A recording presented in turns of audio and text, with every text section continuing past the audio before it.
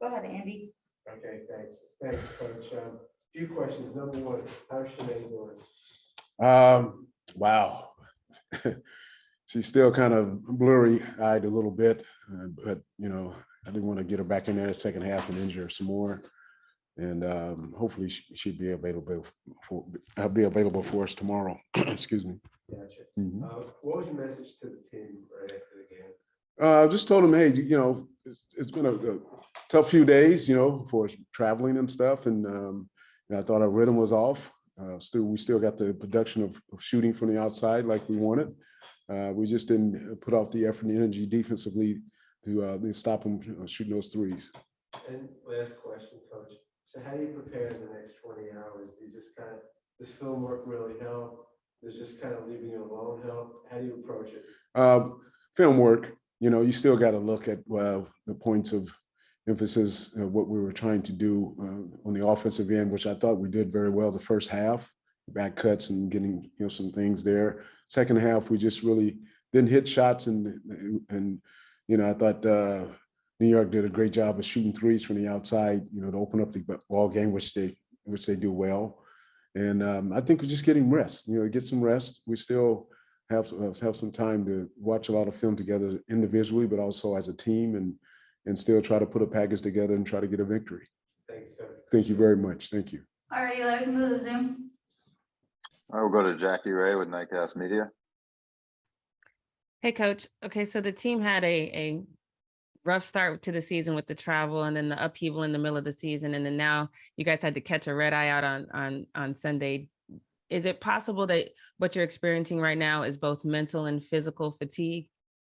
I saw points of that, especially in the second half, a little bit in the second quarter. The shots was falling short. The passes. We didn't throw the ball away that much, but you just saw the passes a little bit too late.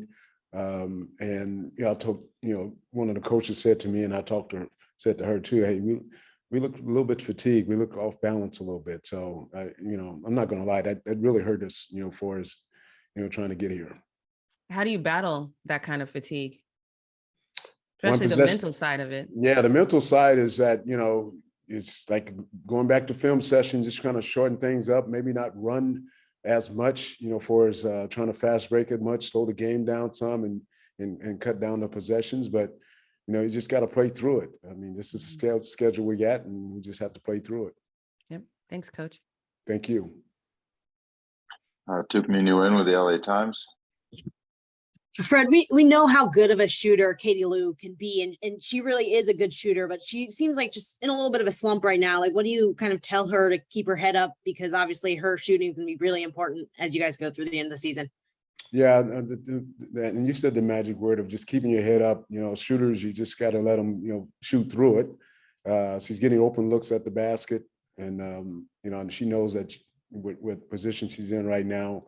And just stay with confidence with her. Once they start falling back in she's never going to go back in that slump again. So we just got to keep her, putting those shots up.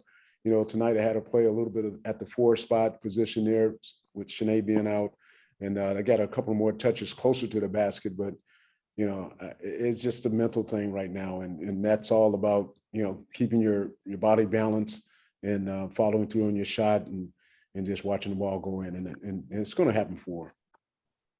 Considering how tight this playoff race is right now, just how important is tomorrow's game? It's very important for us, for New York. I think all the games we go down the stretch now is important. It's a key match for us again with New York, and we can't look ahead to Atlanta or Washington. And, just try to come out and win the series here against New York. Thank you. Thank you. We'll go to Bree Ingram with TG. Hey, Coach. Specifically on the team's interior defense, with 6 games left in the regular season, without Liz's length down low, you still have a core group in bigs, and Nneka and Shanae and Olivia. So what do you think can be done to just clean up the inside defense in the paint as you just continue to, fight to stay in playoff contention? Well, I think the thing we have to do there is on the pick and roll situation with teams They starting to have the guards turn the corner, post hedging out a little bit too much. Maybe have the post stay in and not really worry about, the guards trying to turn the corner and shoot shots. And then, the opposite post on the backside, be ready to rotate. Those things we have to make some adjustments on tomorrow. And we did it fairly well tonight, in the first quarter and a little bit of second.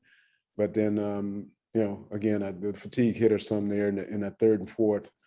But that's the main thing for us, is just having our rotation a little bit tighter on the backside of the defense. I've said it last game, is just the backside of the defense got to be ready and alert when that pick and roll situation happens.